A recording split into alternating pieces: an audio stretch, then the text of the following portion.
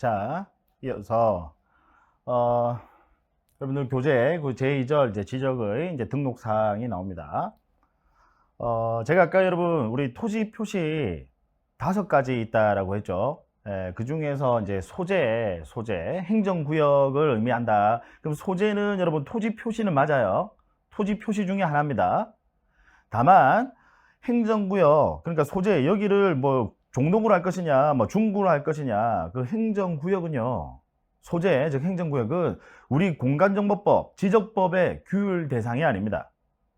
그럼 국회에서 법률로 따로 정하는 거예요. 그래서 우리 지적법의 규율 대상이 아니니까 소재는 토지 표시는 맞습니다. 토지 표시 또 아니라고 하시면 안 돼요. 토지 표시는 맞지만 소재는 우리 공간정보법의 규율 대상이 아니니까 소재와 관련해서는 별도의 출제되는 문제는 없습니다. 그래서 바로 이어서 이제 지번이라는 게 나와요. 지번. 자, 일단 간단하게 정의 보시면요. 우리 지번이라 함은 지적공부에 등록한 그 번호, 그 숫자, 번호, 그 숫자를 의미한다. 지번은. 그래서 여러분들, 우리 이제 지번 보통 이제 말씀하실 때, 이야기하실 때 보면, 가령 뭐 121번지라고 이렇게 계약서에 이제 표기하실 때 121번지라고 이렇게 기재를 하시는데, 번지라는 글자는요, 기재하지 마세요. 물론 뭐 번지라는 글자를 기재를 했다라고 해서 그 계약의 효력이 무효가 되고 그런 건 아닌데, 그래도 여러분들 우리 법에서 이 지번이라고 하는 것은 그냥 번호 숫자로만 나타내도록 하고 있으니까 그냥 여러분들은 앞으로 계약서 적으실 때 그냥 숫자로만 이렇게 121 이렇게 기재해 주시기 바랍니다. 등록한 번호 숫자를 말한다.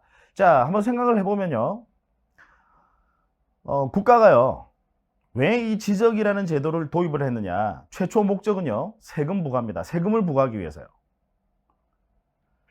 관리하기 위해서요. 국가가 효율적으로 관리하기 위해서. 그래서 이 지적이라는 제도를 도입을 했는데, 효율적으로 여러분 관리하려면 번호를 부여해 둘 필요가 있겠죠. 우리 학교 다닐 때도 마찬가지 아닙니까, 여러분? 학교 다닐 때도 학생들 학사 행정 효율적으로 관리하려고 학생들마다 번호를 부여를 해둬요. 몇 학년 몇 반 해서 번호 이렇게 번호를 부여를 해둡니다. 그 번호를 부여하는 기준이 뭐 생일 순위 될 수도 있고 키 순위 될 수도 있고요. 그 기준 이하는 뭐 달라질 수 있겠지만 어쨌든 효율적으로 관리하기 위해서 번호 숫자를 부여한다라는 거죠. 그래서 토지도 마찬가지입니다. 그 필지마다 부여한 그 번호 그 숫자를 지번이라고 한다. 이제 지번의 의미는 당연히 아실 거고요. 자, 그러면 계속 이어서요. 자, 지번은 아라비아 숫자로 표기하되, 임야대장 및 임야도에 등록하는 토지 지번은 숫자 앞에 산자를 붙인다. 자, 무슨 이야기냐? 임야대장 및 임야도에 등록하는 토지. 여러분, 제가 대한민국의 토지는 미개발 토지와 개발된 토지로 구분을 하고, 개발된 토지는 다시 아주 평범한 일반적 개발된 토지와 체계적으로 개발이 된 토지로 구분한다라고 했죠. 자, 그러면 이제 미개발 토지는 지적공부 어디에 등록을 하느냐? 미개발 토지는요, 임야대장, 임야도에 등록을 합니다. 미개발 토지는. 개발된 토지는 토지대장 지적도에 등록을 하고, 개발되지 않은 토지는 임야대장, 임야도에 등록을 하고요. 그 다음 지번을 부여할 때도 개발되지 않은 토지, 즉 임야대장, 임야도에 등록하는 토지는 숫자 앞에 산자를 붙인다라는 거. 그래서 예를 들어서 뭐 산 48 이런 식으로.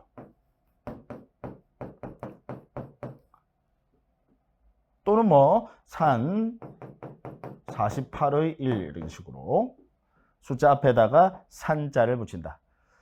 뭐 이런 쉬운 내용 가지고도 여러분들 시험에 사실 뭐 별짓을 다 해요.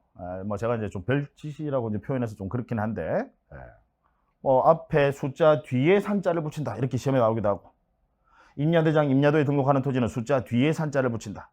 말도 안 되는 소리죠. 그다음 뭐 숫자 앞에 임자를 붙인다. 뭐 이런 식으로 나오기도 하고요. 숫자 앞에 산자를 붙인다라는 거.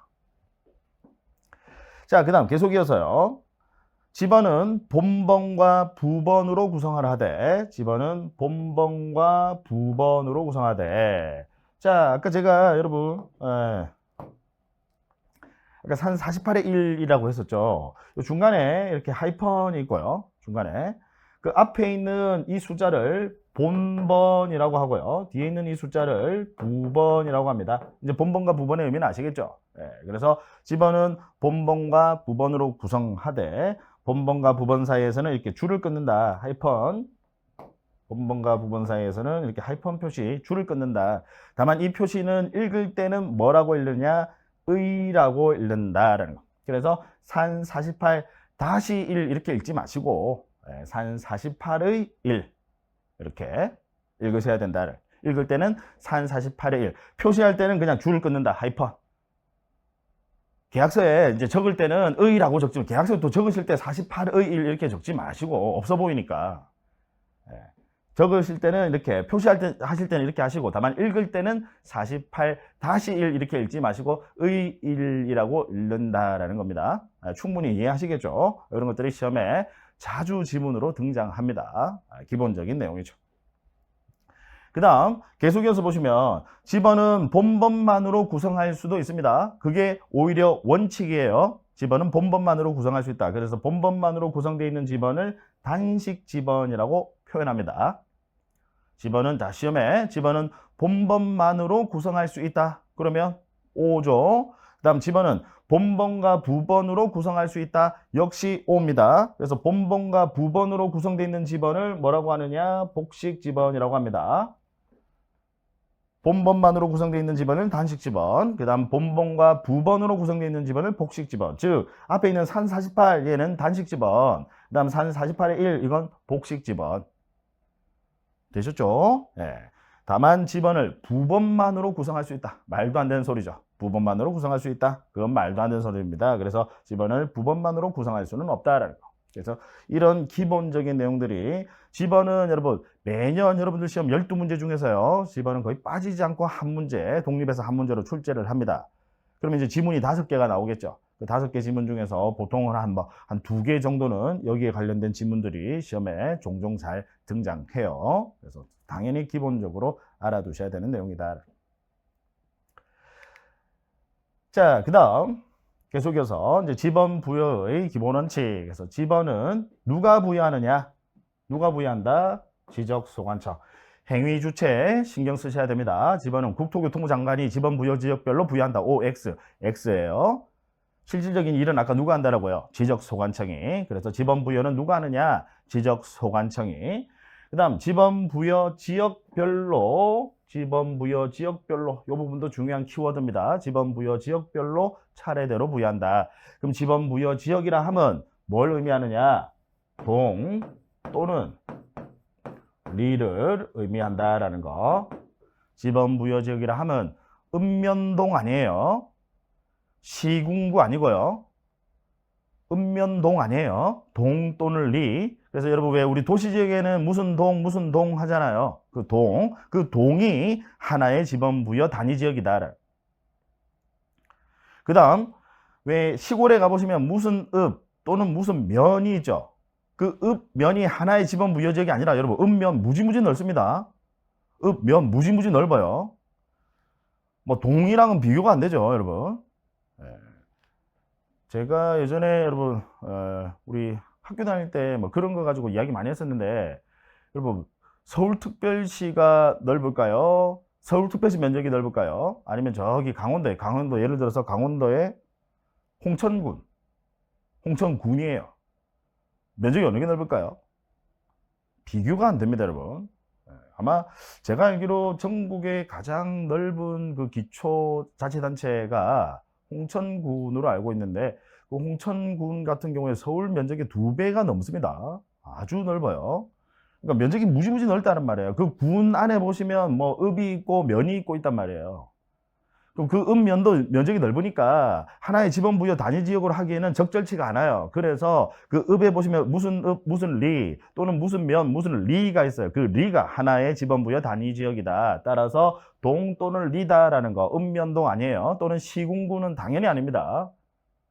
그래서 동 또는 리, 이 부분 조심하셔야 되는 부분이고 시험에 자주 출제가 되는 부분이에요. 일단 행위 주체 알아두셔야 되고, 그 다음 지번부여 지역별로 부여한다는.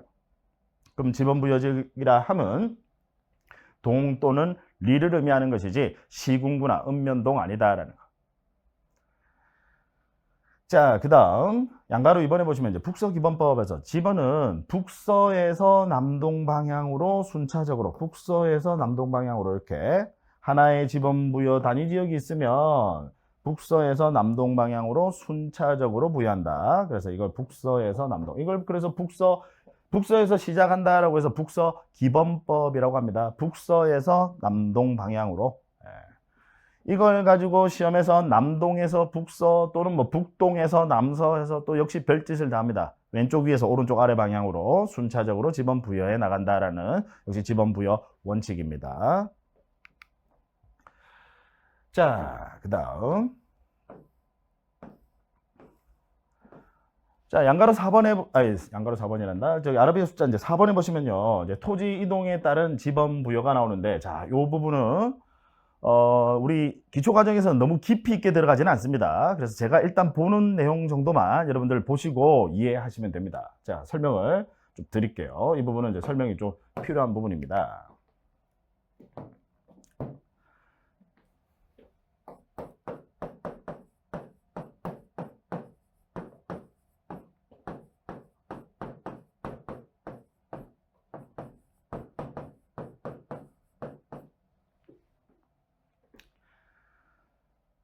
자, 토지이동에 따른 지번부여. 자, 총 4가지가 나와요. 우리 법 규정에 4가지. 당연히 여러분들 시험은 법 규정 가지고 이제 시험에 출제를 하니까 여러분들은 당연히 그 법 규정, 그 외의 것은 나오지도 않고요. 시험에 나올 수도 없습니다. 자, 총 4가지가 이제 나오는데, 먼저 첫 번째가요. 신규 등록과 등록 전환의 경우에 지번부여입니다. 신규 등록과 등록 전환의 경우에 지번부여. 자, 뭘 먼저 이해를 하셔야 되느냐면, 신규 등록이라는 게 여러분, 미등록된 토지 새로이 지적 공부에 등록하는 것을 신규 등록이라고 합니다. 미등록된 토지. 통계청 자료에 따르면요. 아까 제가 3,600만 필지가 넘는 토지가 있다라고 했는데 그 중에서도 한 뭐 60만 필지 가량이 아직도 미등록된 토지가 있다라고 해요. 미등록된 토지 찾아 나서실 생각하지 마시고 공부가 빨라요. 뭐 시효 취득, 나 시효 취득 할 거야. 말도 안 되는 소리입니다. 뭐 시효 취득 가서 그러면 가가지고 뭐 깃발만 꽂고 있으면 깃발만 꽂고 20년간 있으면요. 그러면 그게 뭐 내가 소유자가 되느냐? 그런 거 아니에요. 시효 취득 하려면 요건 다 갖춰야 되거든요. 소유의 의사로 점유하셔야 되고 평온 공연하게. 그것도 20년간. 20년간 여러분 공부를 해보세요. 뭐가 돼도 됩니다. 그죠? 네. 자, 그래서 미등록된 토지가 예를 들어서 발견됐다. 하나의 지번부여적 안에 미등록된 토지 발견됐다. 발견돼봐야 한 필지, 두 필지입니다. 무슨 이야기인지 아시겠죠? 신규 등록은 대상 토지 자체가 수많은 필지가 아니라 한두 필지를 전제로 합니다. 새로이 지적공부에 등록한다. 미등록된 토지 발견돼봐야 한 필지, 두 필지니까요. 그 다음 등록 전환이라는 게 제가 이제 입문과정에서 좀 설명을 드렸었는데 여러분, 그래서 입문과정 수업 꼭 들으세요. 등록 전환이라는 게 임야대장 임야도에 등록되어 있는 토지를 토지대장 지적도로 옮겨서 등록하는 것을 등록 전환이라고 합니다. 그 왜 등록을 전환하느냐? 개발 행위를 하니까요. 더 이상은 임야대장 임야도에 존재할 수가 없다 이 말이죠. 그래서 이걸 토지대장 지적도로 옮겨서 등록을 합니다. 그걸 등록 전환이라고 하는데, 그럼 쉽게 생각하시면요, 여러분 살고 계신 그 지역에 있는 산을 하나 깎는다 이 말이에요. 그게 등록 전환입니다. 근데 산 한 필지의 면적이 수십만 수백만 제곱미터라서 그렇지 역시 전제 자체는 한두 필지임을 전제로 합니다. 등록 전환도 신규 등록과 마찬가지로요. 법에서 이 신규 등록과 등록 전환은 원칙적으로 대상 토지가 한두 필지, 즉 소량임을 전제로 합니다. 아주 수많은 필지를 전제로 하는 게 아니라 소량임을 전제로 해요. 따라서 지번을 부여할 때는 바로 옆에 있는 인접 토지에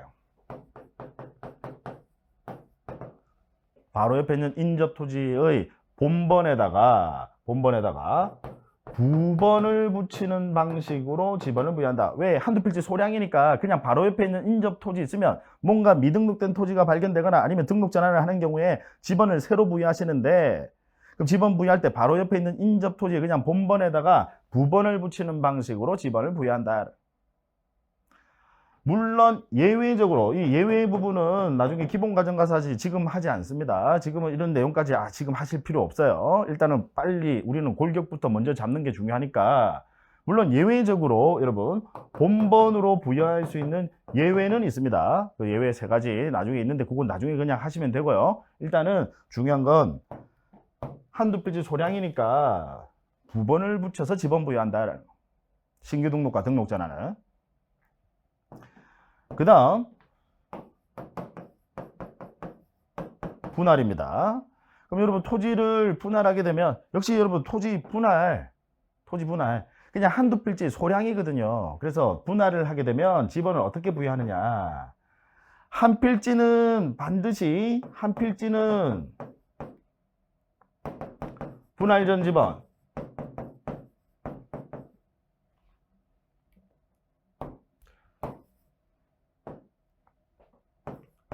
한 필지는 분할 전 지번으로 그대로 부여하셔야 돼요. 토지를 분할하시게 되면 한 필지는 분할 전 지번 그대로 부여하고, 그 다음 나머지 필지는 그 분할하고자 하는 토지 본번의 최종 부번 다음 순번의 부번으로, 즉 나머지 필지는 최종 부번 다음 순번의 부번으로 지번 부여한다. 어차피 소량이니까 분할도 마찬가지로 한두 필지 소량이니까. 간단하게 예를 들어 보겠습니다. 무슨 이야기냐면 가령 지번이 124라는 한 필지의 토지가 있습니다. 그래서 이 토지를 분할하고자 합니다. 두 필지로 나눈다라는 거예요. 그러면 한 필지는 반드시 분할 전 지번을 그대로 쓰시고, 그 다음 이 나머지 필지는 그 분할하고자 하는 이 토지 본번의 최종 부번 다음 순번의 부번이야. 그 현재 다른 부번은 없으니까 여기에다가 그냥 124의 1로 하시면 된다 이 말이에요. 이해하시겠죠? 네. 어차피 소량이니까 얘도 마찬가지로 한두 필지 그냥 소량이니까 지번을 부여할 때 부번으로 일단 핵심만 딱딱 짚자고요. 그 다음 토지를 합병하고자 합니다. 이제 합병은 분할과 반대예요. 이 두 토지를 하나로 합친다는 거죠. 합치게 되면 합병의 경우에는요, 합병은 선순위 지번을 합병 후에 지번으로 한다. 가령 예를 들어서 124와 124의 1 이 두 토지를 하나로 합병하고자 한다. 그러면 합병을 하게 되면 이게 전체가 이제 한 필지가 되는 거거든요. 그러면 이때 지번을 부여할 때 둘 중에서 선순위 지번, 둘 중에 선순위 지번은 뭐예요? 124. 그럼 이 선순위 지번을 합병 후에 지번으로 한다라는 거. 합병은 아주 쉬워요. 그 다음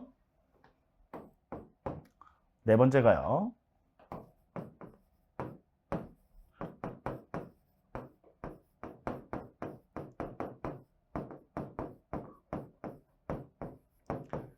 자, 지적 확정 측량 실시 지역의 지번 부여 방식입니다. 지적 확정 측량. 제가 전에 우리 전 시간에 한번 설명을 드렸었는데, 이제 지적 확정 측량하면 여러분들은 떠올리셔야 할 토지 동사유가 있습니다. 어떤 경우에 지적 확정 측량을 하느냐? 지적 확정 측량하면 토지 개발 사업, 토지 개발 사업, 지적 확정 측량. 예를 들어서 도시개발 사업을 한다. 낙후된 지역을요 쭉 밀어버려요. 아예 필지부터 새로 획정을 합니다. 필지부터 새로 정한다 이 말이죠. 지적을 새로 정한다. 그래서 그때 실시하는 지적 측량을 뭐라고 합니까? 지적 확정 측량이라고 합니다. 지적 확정 측량. 그래서 지적 확정 측량하면 토지개발 사업 하면 여러분 지적 확정 측량 이게 나와야 돼요.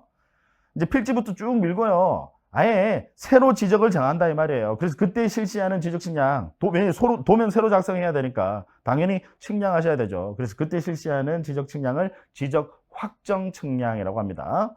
자, 그러면 여러분 우리 토지개발 사업 대상 토지는 한두 필지를 대상으로 합니까? 아니면 아주 수많은 필지를 대상으로 합니까? 아주 수많은 필지를 대상으로 하죠. 따라서 전제 자체는 한두 필지가 아니라 수많은 필지, 대량임을 전제로 합니다. 한두 필지 소량이 아니라 수많은 필지를 대상으로 한다라는 거죠. 그래서 얘는 지번을 부여하실 때요. 종전 지번 중에서 뭐만 갖다 쓰셔야 되느냐? 본번만.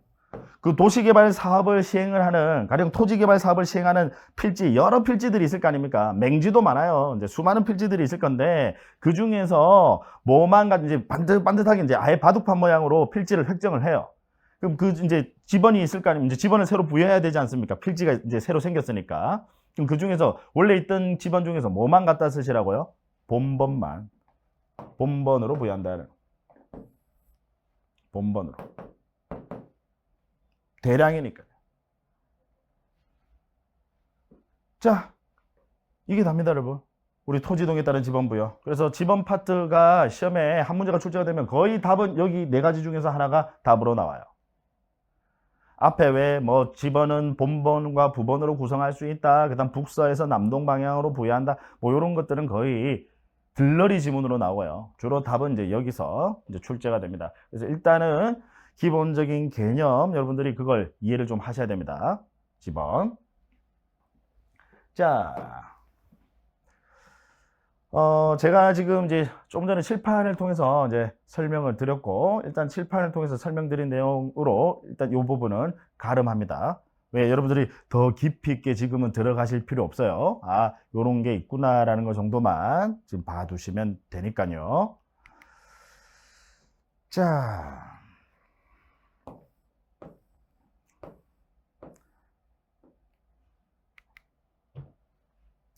자, 그 다음에 이제 지번 변경이라는 거기 5번에 이제 여러분 지번 변경이라는 개념이 나와요. 지번 변경.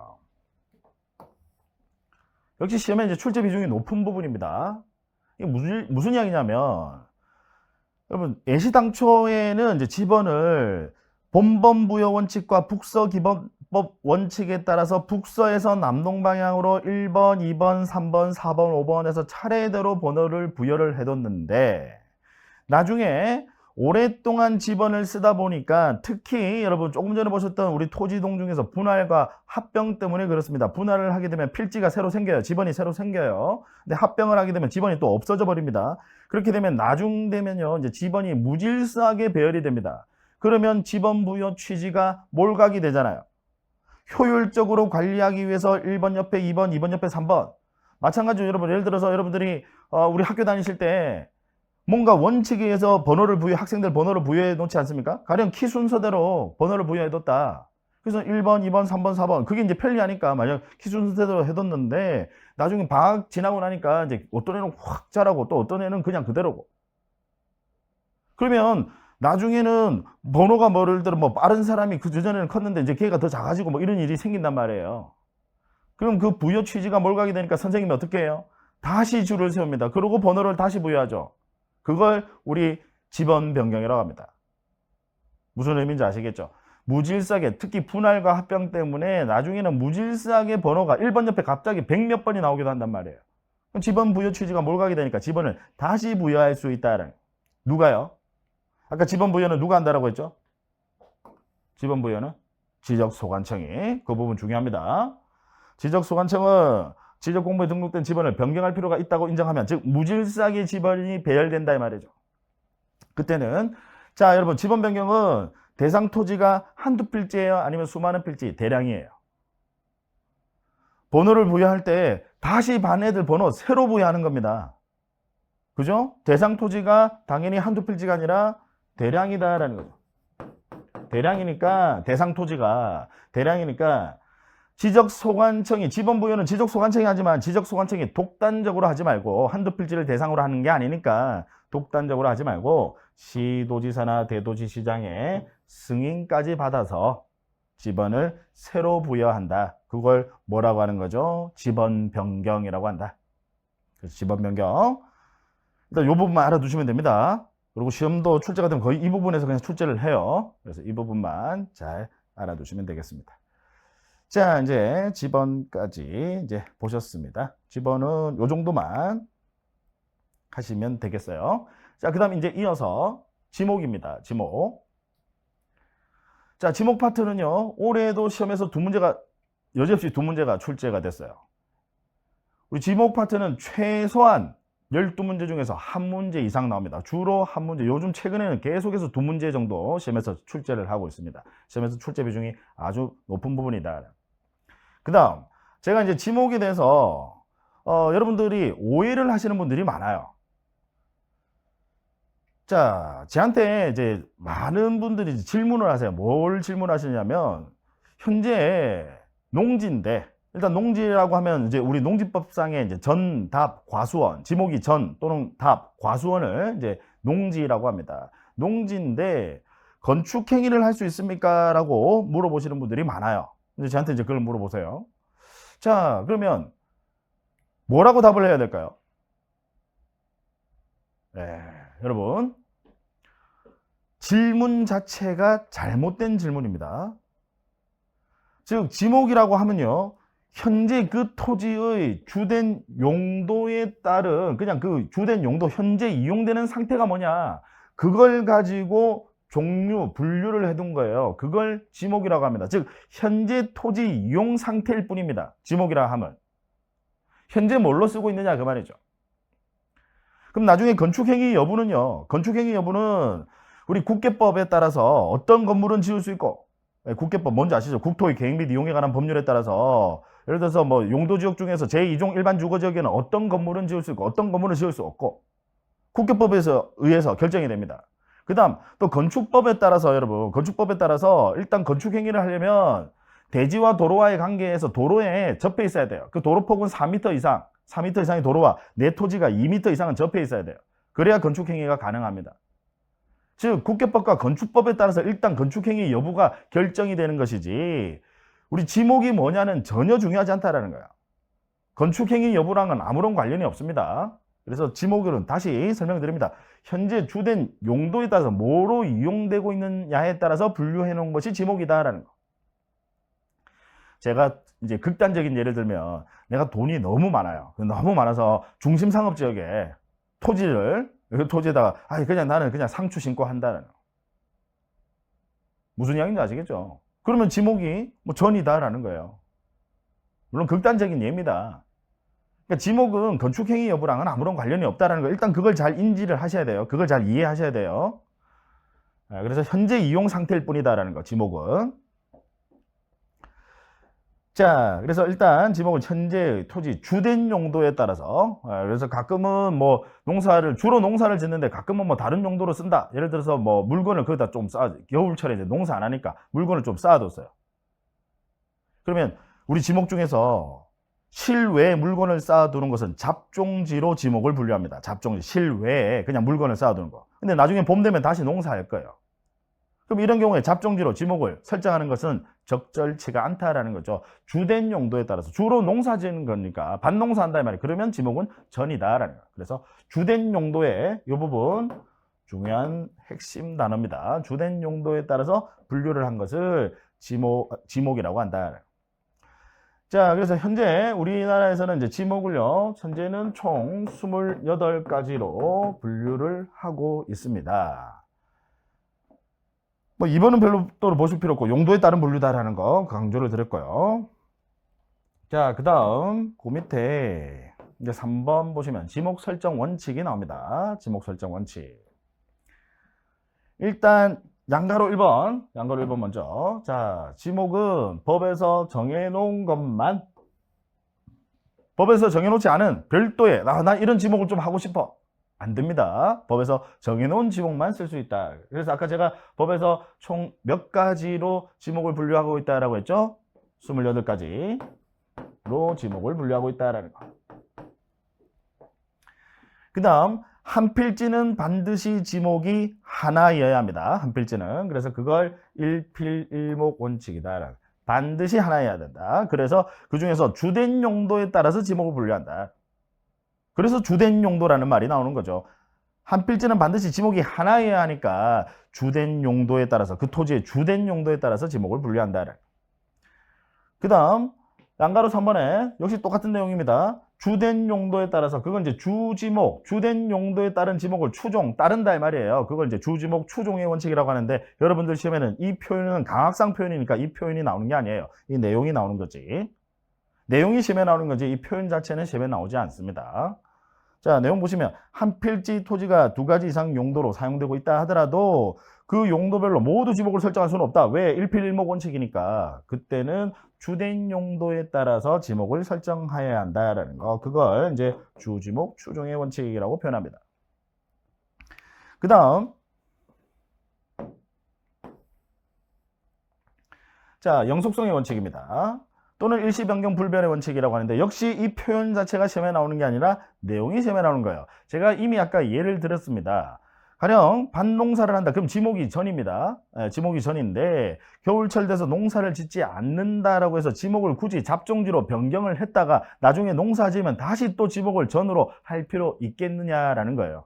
그럴 필요는 없다. 그냥 주된 용도에 따라서 지목을 설정하시면 되는 거다. 그래서 그걸 영속성의 원칙 또는 일시 변경 불변의 원칙이라고 합니다. 일시적으로 용도가 바뀌더라도 굳이 지목을 바꿀 필요는 없다 이 말이에요. 내용 이해하시겠죠? 그래서 그 내용이 시험에 이제 출제가 됩니다. 그래서 지목에 관한 내용으로서 반드시 알아두셔야 되는 기본적인 내용입니다. 자, 그 다음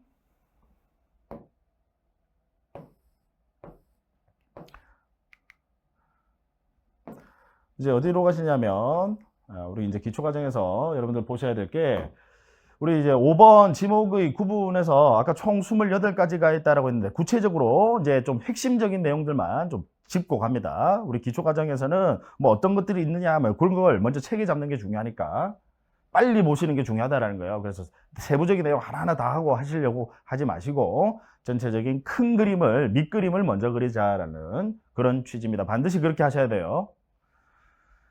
자, 지목 구분에서 1번 전, 총 28가지 있는데 첫 번째로 나오는 게 전입니다. 자, 핵심 표지는요. 물을 상시적으로 이용하지 않고, 이게 핵심 표지예요.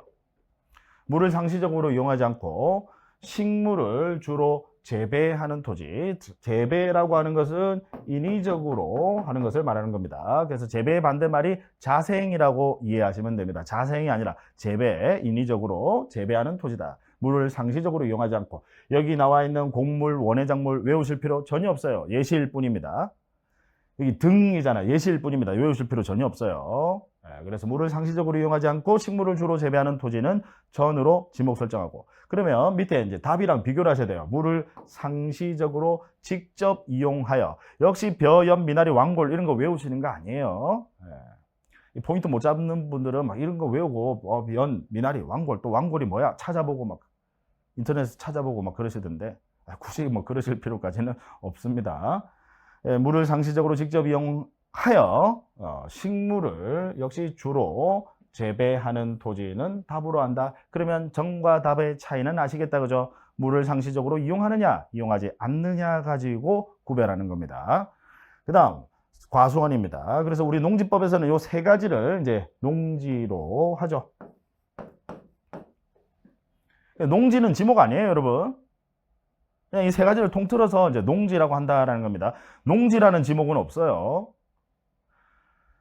자, 과수원 하면 사과, 배, 밤, 호두, 귤나무 등입니다. 역시 예시니까 외우실 필요 없고 과수류를 집단적으로 재배하는 토지를 과수원으로 지목 설정합니다. 과수류, 열매다 이 말이죠. 그 열매, 과수류를 집단적으로 역시 집단적이라는 표현도 들어가야 돼요. 집 앞마당에다가 사과나무 한 그루 심어놨다고 과수원 되는 거 아닙니다. 그죠? 과수류를 집단적으로 재배하는 토지는 과수원으로 한다. 일단 이 부분. 그 다음 이어서 이제 목장용지입니다. 자, 다음 토지는 목장용지를 한다. 그래서 일단은 지금 여러분 이 예시 이런 것들이 중요한 게 아니라 기본 제가 핵심되는 그것들만 딱딱 짚고 가세요. 축산업 및 낙농업을 하기 위하여 초지를 조성이라고 하는 것은 역시 인위적입니다. 여러분 초지 이제 풀밭 이야기 하는데 풀은요 그냥 가만히 있어도 잘 자라요. 너무 자라서 문제예요. 그래서 사실 농사는 이제 제가 농사를 지으니까 그걸 잘 아는데 농사는 여러분 풀과의 전쟁입니다. 풀과 싸우는 게 고독한 싸움인 것 같아요. 제가 앞만 봬도 또 있으면 또 자라오고 또 자라오고 하더라고요.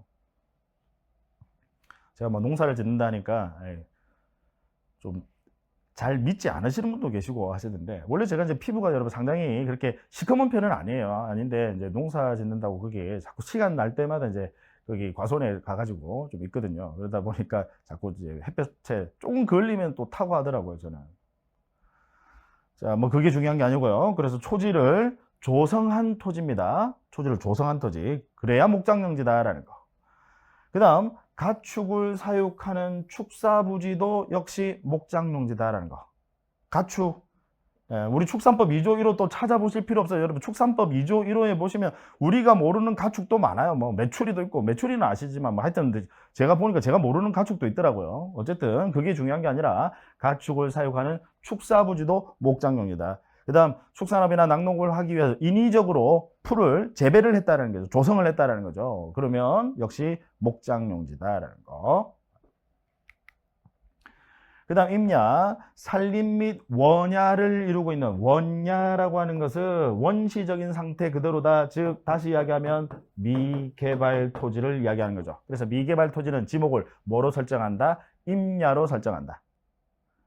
아까 지번을 부여할 때는 아라비아 숫자 앞에 뭐를 붙인다? 산자를 붙인다. 그 다음 지목은 임야입니다. 지목을 또 산이라고 하시면 안 돼요. 이거 조금 막 헷갈려 하시면 안 됩니다. 미리 정리하실 때 정확하게 정리를 하시자고요. 하여튼 객관식 시험에서는요, 여러분, 객관식 시험은 우리 객관식 시험에 여러분 맹점이 있습니다. 뭐가 맹점이냐면 내가 5개 지문 중에서 4개만 확실하게 알면 만점을 받을 수 있는 시험이에요. 그죠? 객관식 시험은. 그래서 제가 사실 이제 경험상으로 봤을 때요, 5개 지문 중에서 여러분은 3개만 확실하게 알면요, 그 문제는 거의 맞추십니다. 물론 이제 틀리는 경우도 있긴 하지만 4개를 확실하게 알면 그럼 완전 100% 맞추는 건데 3개만 확실하게 알더라도요 거의 맞추세요. 객관식 시험은요. 근데 제일 문제가 뭐냐면 뭔가를 하실 때 대충 조금씩 하시는 거야. 다 조금씩 해놓고, 그러니까 아는 거는 많아요. 물어보면 그러니까 이제 소위 이야기하는 좀 박식하다고 하죠. 뭐 아는 건 많아. 이것도 하면 누가 이거 이야기하면 거기도 끼어들 수 있고 또 이거 이야기하면 거기도 끼어들 수 있는데 막상 시험을 보면요 점수가 안 나와요. 왜? 이제 그런 분들이 다 조금씩 해 두셔가지고 막상 시험장에 가니까 지문 5개를 보니까 다 앞면이 있어요. 어디서 본 것 같더라 이 말이에요. 그러면 반드시 그 문제는 틀립니다. 앞면이 있어가지고는 안 돼요. 그래서 늘 강조를 드립니다. 이왕 할 때 기본 체계 잡으실 때 좀 더 정확하게 해 두시라라는 거. 자, 그래서 원야, 미개발 토지 지목을 뭐로 설정한다고요? 임야. 자, 그 다음 이제 광천지라는 지목도 있어요. 광천지는 이제 뭐냐면 지하에서 온수, 약수, 석유류 이게 중요한 게 아니라 용출되는 용출구, 이게 핵심 표지죠. 뿜어져 나오는 거, 그걸 지목을 뭐로 설정한다는 겁니까? 광천지로 지목 설정한다. 그래서 거기 이하에 보시면 다만 온수, 약수, 석유 등을 일정한 장소로 운송하는 송수관, 송유관, 저장시설 부지는 광천지에서 제외한다. 이동하는 관은 광천지 아니더라 이 말이죠. 뿜어져 나오는 용출구, 그게 광천지다. 이해하시겠죠? 항상 여러분들 시험에는 여기 교재에 나와 있는 법 규정 그대로가 출제가 되지, 그러면 이동하는 관은 지목이 뭐냐 이렇게 시험에는 절대 출제하지 않습니다. 이동하는 관이, 예를 들어 도로에 이동하는 관이 도로에 묻혀 있으면요, 주지목 추종의 원칙에 따라서 그냥 도로로 지목 설정하는 겁니다. 그 다음 수도 용지에 묻혀 있다, 이동하는 관이 수도 용지에 있다, 그러면 역시 주지목 추종의 원칙에 따라서 수도 용지로 지목 설정하는 겁니다. 그러니까 이동하는 관은 지목이 뭐냐는 절대로 시험에 나올 수가 없는 거죠. 이해하시겠죠? 예. 자, 그 다음 염전입니다. 염전. 바닷물을 끌어들여 소금을 채취하기 위하여, 자, 소금 채취하기 위하여 역시 조성된 토지, 인위적으로 만들었다 이 말이죠. 조성된 토지, 그때는 지목을 염전으로 설정한다. 소금 채취를 위해서 조성된 토지는 염전으로 지목 설정한다. 자, 그 다음 됩니다. 다음 토지는 대로 한다라고 해서 영구적 건축물 중, 자, 주거, 사무실, 점포, 박물관, 극장, 미술관 등, 그러니까 우리가 알고 있는 일반적인 건축물 다다라고 생각하시면 돼요. 그래서 일반적인 건축물, 일반적인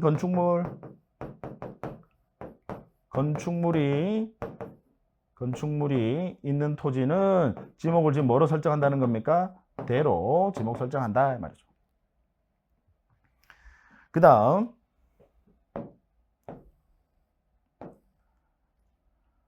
자, 다음 토지는 공장 용지로 한다라고 해서 제조업을 하고 있는 공장 시설물 부지, 공장이 있더라 이 말이죠. 그러면 지목이 뭐예요? 공장 용지다. 그렇게만 일단은 지금은 여러분 기초과정에서는 그렇게만 정리하시면 됩니다. 그 다음 학교 용지, 학교의 교사와 이해 접수. 학교의 교사는 학교 건물 이야기하는 거예요. 선생님 이야기하는 게 아니라 뭐 당연한 겁니다. 예전에는 뭐 이거 교사 뭐 선생님 이야기하는 거 아니에요 하면 학생들이 그래도 막 좀 웃기도 하고 하던데 요즘 학생들 분들이 보면 여유가 없으시더라고요. 뭐 이런 거에는 여유가 없으신 건지 아니면 그 개그의 수준 자체가 높아지신 건지는 잘 모르겠으나 뭐 어쨌든 간에 많이 좀 각박하다라는 그런 느낌을 좀 받습니다. 항상 인상 쓰고 있으면 될 것도 더 안 돼요. 나는 할 수 있다라는 자신감 가지시고 과거의 것은 그냥 여러분 떨쳐버리시고요. 거기에서 어떻게 보면 우리 이제 그게 쉽지는 않긴 하지만요. 자꾸 과거에 집착하고 매달리시는 분이 발전이 없잖아요. 그건 뭐 상식 아닙니까? 그죠? 근데 그게 쉽지는 않아요. 저도 뭐 이해를 합니다. 근데 항상 여러분, 좀가 뭔가 긍정적인 생각 하시고요. 될 거야. 만약에 뭐 올해 좀 잘 안 되신 분들은, 그럼 내년에, 이제 내년에 합격해서 하면 앞으로 더 훌륭한 공인중개사가, 여러분 합격하고 나셔서 이제 중개업을 하시면서 공부할 시간 없어요. 그러니까 여러분들의 실력은 어떻게 보면 이 공부할 때 정점을 찍고 그때부터는 내려온다라는 게 그게 사실 큰 문제긴 합니다. 시험장에 가서 시험 치르고 나서 이제 합격하시면 그 머릿속에 있는 게 쫙 다 빠져나가 버려요. 다시 보충을 해 주셔야 되는데 그걸 안 해 주시니까. 그래서 공부를 좀 많이 하시고 합격하신 분들이 중개업을 잘 하시더라고요. 사실 저 같은 경우에는 중개사무소에 이제 저도 이제 일 때문에 중개사무소에 많이 가요. 제가 이제 또 뭐 부동산 회사를 또 운영하고 하다 보니까 뭐 이것저것 일을 좀 많이 합니다. 그래서 제가 하다 보니까 이제 그런 이제 중개업을 하시는 우리 중개사분들을 좀 많이 만나는데 제가 이제 그분들 만나면 한 정말 1분도 채 안 걸리는 것 같아요. 한 1분에서 뭐 길어야 뭐 한 3분 대화를 좀 나누다 보면 그분의 실력을 바로 가늠할 수 있습니다. 바로 표가 나요, 여러분. 숨기기 어려워요, 그건.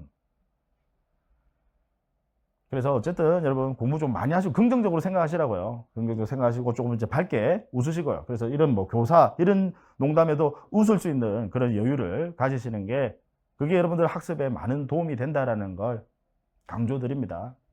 자, 그래서 학교 교사, 이거 학교 건물 이야기하는 겁니다. 그 다음에 체육장, 학교 운동장 이야기하는 거고요. 그리고 이걸 학교 용지로 지목 설정한다. 학교 용지라는 지목도 있더라라는 거죠. 그 다음 주차장, 자동차 등의 주차에 필요한 독립적인 주차만을 위한 독립적인 공간을 주차장으로 지목 설정합니다. 따라서 그 건축물의 부설 주차장, 건축물에 딸려 있는 예를 들어서 어떤 식당이 있는데 그 식당에 부설 주차장이 있어요. 요즘 식당은 음식의 맛도 중요하지만 여러분 주차장이 얼마나 잘 돼 있느냐가 그 식당 운영 경영에 상당히 큰 역할을 하거든요. 주차장, 부설 주차장이 있어요. 그럼 아까 점포가 있으면 지목이 뭐예요? 대예요. 그래서 그 전체를 그냥 지목을 대로 설정하는 것이지 주차장으로 지목 설정하는 거 아닙니다. 이해하시겠죠? 주차에 필요한 독립적인, 즉 주차만을 위한 공간이어야 된다. 그래야 주차장으로 지목 설정한다라는 거. 그 다음 계속 이어서요. 주유소 용지입니다. 그래서 다음에 토지는 주유소 용지로 한다. 그래서 주유소 용지. 석유 제품 또는 액화 석유가스 등 액화 석유가스 뭐 전기 또는 수소. 이번에 이제 새로 여러분 개정이 되면서 전기 자동차 이제 수소 자동차 때문에 이것까지 같이 들어왔어요. 한마디로 표현하면 그냥 석유류 등입니다. 석유류 등의 판매를 위하여 기름 파는 곳이다 이 말이죠. 일정한 시설을 갖춘 부지는 주유소 용지로 한다라는 거. 기름 파는 곳 판매를 위하여 그 부분 핵심 표지예요. 그 다음 창고용지, 물건 등을 보관하거나 저장하기 위하여 역시 독립적으로 설치된 보관시설물. 보관시설물은 이제 한마디로 표현하면 창고다, 그죠? 다만 독립적으로 설치된 보관시설물. 집에 딸린 창고 이런 거 말고 독립적으로 하나 설치된 그 보관시설물이 있는 부지는 창고용지로 지목 설정한다. 자, 다음 토지는 도로로 한다라고 해서 여러분들은 이 부분만 일반 공중의 교통 운수, 차나 사람이 다니는 곳이다 이 말이죠. 그래서 교통 운수를 위하여 그때 구획된 토지는 도로로 지목 설정한다라는 겁니다. 교통 운수, 차나 사람이 차가 다니는 곳은 뭐 도로, 그건 잘 알겠는데 사람이 다니는 곳도 도로예요. 일반 공중의 교통 운수를 위하여 보행 또는 차량 운행에 필요한 일정한 설비 형태를 갖추어 이용되는 토지를 도로로 지목 설정한다라는 거. 자, 되셨죠? 그 다음 철도 용지입니다. 교통 운수를 위하여 일정한 궤도, 올해 이 부분이 또 시험에 나왔었네요. 일정한 궤도, 선로. 그래서 이 부분, 궤도, 선로 이야기하는 거예요. 이거 나오면 여러분 뭐 철도 용지. 교통 운수라는 점에서는 도로와 같은데요. 뭐가 들어가요? 궤도. 그래서 이게 궤도라는 말이 들어갔음에도 불구하고 또 도로로 시험장에 가면 이제 좀 여러분들이 많이 이제 긴장을 하시다 보니까 제 실력 발휘가 안 되는 경우가 많은데 오히려 또 여러분 시험장에 가서 내 실력보다 더 많은 기량을 발휘하시는 분들도 계십니다. 차이는 뭐냐면 문제풀이에 대한 연습의 차이예요. 문제풀이를 많이 해보신 분들은 제 기량 이상을 발휘하게 됩니다. 약간 적당한 긴장은 오히려 더 큰 효과를 낼 수 있거든요. 문제풀이 연습을 많이 하신 분들, 문제풀이 연습을 많이 하지 않으신 분들은 오히려 실력 발휘가 안 돼요. 그래서 나중에, 그래서 제가 늘 강조를 드리지만 자꾸 문제를 보셔야 된다라는 거죠. 자, 그 다음 이어서 제방, 자연유수, 모래, 바람 등을 막기 위하여 이 부분이 이제 핵심 표지다. 뭔가 막는 거다. 즉, 다시 이야기하면 막는 거다. 뚝이다 이 말이죠. 뚝. 그러면 지목을 뭐로 설정한다라고요? 제방. 그 다음 하천, 자연의 유수가 있거나, 자, 자연의 유수, 자연적으로 흐르는 물이다. 그러면 지목을 뭐로? 하천. 그 다음 국어, 용수 또는 배수를 위하여 일정한 형태를 갖춘 인공적인 수로. 차이 아시겠죠? 자연적으로 흐르는 물은 하천, 인공적인 수로는 지목이 뭐? 국어. 다만 자연의 유수라 하더라도 규모가 작아요. 소규모이면 그때는 국어로 한다라는 거 역시 시험에 잘 출제를 합니다. 그래서 하천, 자연의 유수하면 하천, 그다음 국어는 인공적인 수로. 다만 자연의 유수라 하더라도, 그러니까 인공적인 수로는 여러분 무슨 이야기냐면 인공적인 수로는 규모를 따지지 않아요. 그냥 전체가 국어입니다. 그런데 자연의 유수는 규모에 따라서 지목이 달라진다라는, 즉 규모가 커요. 그러면 하천, 규모가 작아요. 그러면 국어다라는 거. 자, 그 다음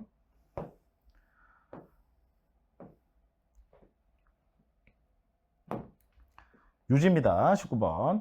물이 고이거나 상시적으로 물을 저장하고 있는, 자, 물이 고이거나 이제 이 부분이 핵심 표지죠. 물이 고여 있는 곳. 그러면 지목을 뭐로? 유지. 이제 연못. 다만 연못이라는 지목을 쓰지 않습니다. 뭐라고 표현한다고요? 유지. 물이 고여 있는 곳. 그럼 유지. 자, 다만 이제 여기서 이제 물이 고여 있다라고, 사실 이제 우리 학생분들이 좀 헷갈려하는 부분 중에 하나인데요. 여러분, 습지, 우리 비교하셔야 될 게, 습지. 아까 제가 이제 임야의 예시까지는 보지 않았는데요. 아직 기초 과정이니까. 임야의 예시로 나오는 게 뭐냐면, 임야, 우리가 좀 전에 왜 임야 있었잖아요. 그래서 임야에 보시면 거기 뭐 수림지, 중림지, 뭐 암석지, 자갈땅, 모래땅, 습지, 황무지라고 나옵니다. 습지. 그럼 습지, 얘는 아까 지목이 뭐라고요? 제가 뭐의 예로 아까 이걸 이야기했습니까? 임야예요. 습지는 지목을 임야로 한다라는 거. 유지 아니에요. 상당히 헷갈릴 수 있는 부분입니다. 그럼 이제 이건 무슨 양이냐? 여러분, 습지라고 하는 건 왜 우리 그냥 밟으면 질퍽질퍽한 땅이죠. 그러면 지목을 임야로 한다는, 개발되지 않은 토지니까. 그냥 왜 밟으면 질퍽질퍽한 땅, 그걸 이제 습지라고 하고, 그 애는 지목을 뭐로 한다고요? 임야로. 개발되지 않은 토지. 그럼 유지가 되려면 물이 고여 있다. 그럼 좀 더 쉽게 이야기하면요. 뭐 우리가 들어가서 여러분 뭐 빠져 죽을 수도 있어야 된다. 죽는다는 표현을 써서 좀 그렇긴 한데, 빠져 죽을 수도 있어야 된다. 그 정도 돼야 유지로 지목 설정한다. 그럼 물의 깊이를 몇 센치 뭐 이상부터 깊이가 몇 cm 이상부터 유지냐, 그런 규정은 없어요. 그런 규정은 없는데 일반적으로 우리가 육안으로 보기에도 물이 찰랑찰랑 고여 있는 거, 그걸 유지로 지목 설정한다라는. 그래서 습지는 임야다라는 거 비교하셔야 됩니다. 그다음 이제 양어장, 육상에 당연히 육상, 해상, 바다는 토지 아니니까 전제 자체는 당연히 육상임을 전제로 하고, 육상에 조성이 된 수산 생물의 번식, 양식, 물고기 키우는 데다 이 말이죠. 그러면 지목을 양어장으로 지목 설정합니다. 그래서 양어장이라는 지목도 있더라라는 거. 그 다음 수도용지, 물을 정수하여 공급, 이게 핵심 표지죠. 물을 정수하여 공급하기 위한 시설물 부지를 수도용지로 한다라는 거. 자, 그 다음 공원입니다. 일반 공정의 보건, 휴양, 핵심 표지입니다. 쉬는 곳이다 이 말이죠. 보건, 휴양. 그다음 정서생활에 이용하기 위한 시설. 그럼 법에서는 그냥 아무 말 없이 그냥 시설이라고만 돼 있어요. 그래서 이때 말하는 이 시설은 단순 시설을 의미합니다.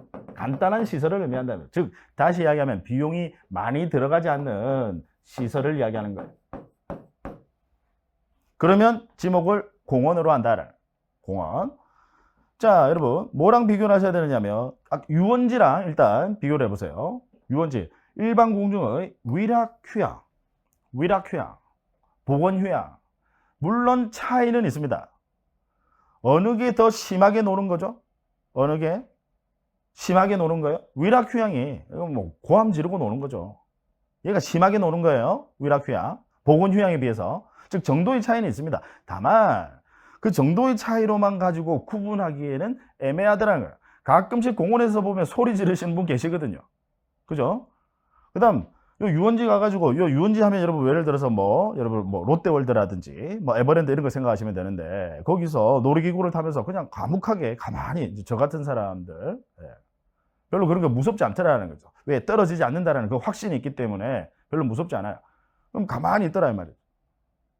그거 가지고 이제 구별하기가 애매하니까 그 정도로 가지고, 물론 법에서는 그 정도 가지고 이제 일단 구별을 하는데 그걸로 구별하기 좀 애매하니까 다른 핵심 표지를 두고 있는 거예요. 적합한 시설물을 종합적으로, 즉 얘는 종합시설을 의미한다는 거. 즉 비용이 좀 많이 들어가는, 이렇게 이해하시면 됩니다. 구별하시겠죠? 공원은 단순시설, 그냥 시설이라고만 돼 있어요. 단순시설. 이에 반해서 유원지는요, 적합한 시설을 종합적으로, 즉 종합시설을 의미한다는. 되셨죠? 그래서 그 두 가지 그렇게 구별하시면 돼요. 자, 그 다음 이제 체육용지인데, 체육용지는 국민의 건강 증진 등을 위한 체육활동, 이게 핵심 표지입니다. 스포츠다 이 말이죠. 스포츠, 체육활동. 자, 따라서 여러분 승마나 경륜, 얘는요 체육활동입니다. 스포츠입니다. 승마 올림픽 종목이에요. 그죠? 물론 지금 현재도 올림픽 종목인지는 모르겠지만 올림픽에 들어왔다 나갔다 하더라고요. 어쨌든 스포츠입니다. 승마는요. 그 다음 경륜 뭔지 아시죠? 자전거 경쟁하는 거예요. 사이클, 그죠? 경륜 스포츠입니다. 역시. 그러니까 체육용지죠. 승마장이나 경륜장, 체육활동이 핵심 표지거든요.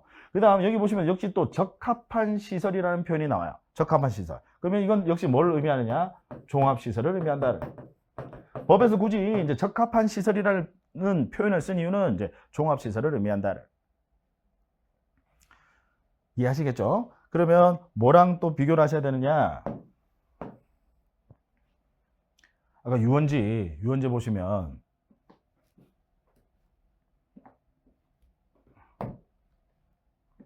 경마장, 아까 비교하셔야 돼요. 승마장, 경륜장과 경마는 말이 운동하는 거예요. 그죠? 말이 달리는 거죠. 사람이 운동하는 체육 활동 아닙니다.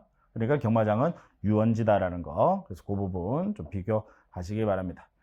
자, 그래서 이제 유원지와 이제 체육용지를 또 비교를 하자면 둘 다 종합시설이라는 점에서는 공통점이 있죠. 유원지와 아까 체육용지를 비교하자면요. 종합시설이라는 점은 공통점이 있지만 하나는 위락휴양이고 또 하나는 체육활동이고, 그래서 위락휴양과 체육활동으로 이제 구별을 한다라는 거죠. 자, 됐습니다. 그 다음 종교용지. 일반 공중의 종교의식을 행하는 곳, 시설물 부지를 종교용지로 지목 설정한다라는 거. 자, 그 다음 사적지입니다. 문화재로 지정이 된 문화재 이 부분이 핵심 표지죠. 문화재로 지정이 되어 있는 그 토지 지목을 사적지로 한다라는 거. 그래서 문화재 하면 사적지. 그다음 묘지 사람의 시체나 유골이 매장된 토지. 사람의 시체나 유골이 매장된 토지를 묘지로 지목 설정한다. 그 다음 따라서 여러분 왜 산 사람 우리 영화에 보면 산 사람 매장하는 거 뭐 묘지 아니다 그죠? 농담입니다. 지금 농담을 한 거예요. 괜히 또 오해를 줄 수 있겠다. 사람의 시체나 유골 죽은 사체 이야기하는 겁니다. 유골이 매장된 토지는 묘지로 한다라는 거. 자, 그 다음 이제 마지막입니다. 우리 지목 중에 마지막. 다음 토지는 잡종지로 한다. 자, 일단 6번부터 먼저 보세요. 그 밖에 다른 지목에 속하지 않는 토지. 우리 앞에 27가지 어디에도 속하지 않으면 지목을 뭐로 설정한다고요? 잡종지로 지목 설정한다. 앞에 어디에도 해당되지 않으면 잡종지로 지목 설정한다. 그럼 잡종지의 이제 예시들 뭐 어떤 것들이 나오느냐? 특히 여러분들은 그냥 1번만 조금 신경 써서 봐두시면 됩니다. 갈대밭, 뭐 실외에 물건을 쌓아두는 곳, 돌을 캐내는 곳, 흙을 파내는 곳, 야외 시장, 공동 우물, 이 정도만. 하나 더 추가하자면 비행장까지. 물론 이제 여기 공항시설 들어오는 바람에 이제 이 부분이 뭐 어쨌든 공항시설과 중복이 되긴 한데요. 어쨌든 이 부분은 여러분 잡종지로 한다라고 예시가 뭐 이런 게 있다. 그리고 일단 여기서 중요한 것은 그 밖에 다른 지목에 속하지 않는 토지 앞에 27가지 어디에도 해당되지 않으면 지목은 잡종지로 한다라는 거. 되셨죠? 자, 여기까지 지목까지 이제 살펴봤습니다. 잠깐 쉬었다 할게요.